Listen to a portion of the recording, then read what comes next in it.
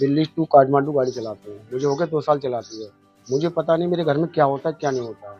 मेरी madam phone करती है, मैं पैसे डालता रहता था। मैंने कभी ये नहीं पूछा कितने पैसे खर्च हो रहे हैं, कितने नहीं है। ट्रक ड्राइवर की इनकम है कम से कम 40,000 रुपये महीने की, ठीक है? उसके बाद में मेरी पीठ पीछे क्या चल रहा है, क्या नहीं चल रहा है, इसके बारे में जानकारी नहीं है।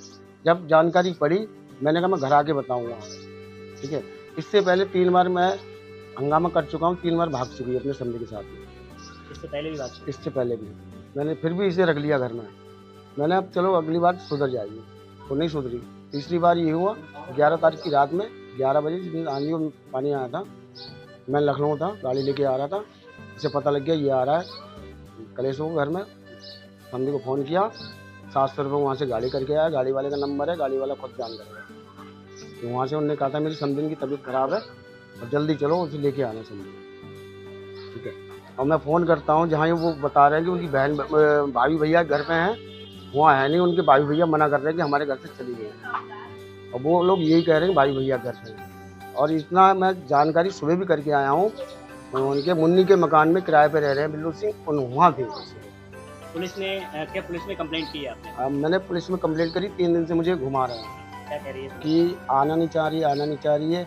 आएगी तो बयान देगी, जिसके बयान देगी उसके साथ जाएगी, आप कुछ नहीं कर सकते। कितने बच्चे हैं आपके? मेरे 2 बेटी हैं, 2 बेटा है। अच्छा, तब आपने पुलिस से और कुछ नहीं कहा कि इस तरीके के आप हमारी मदद नहीं कर? मैंने आप उनसे बहुत कहा, तो मैंने कहा कुछ नहीं हो सकता इसमें। बोले आप वहाँ जाइए मजिस्ट्रेट के पास, वहाँ कंप्लेंट कीजिए। बेटी की एक की शादी हुई? एक की शादी हो गई है।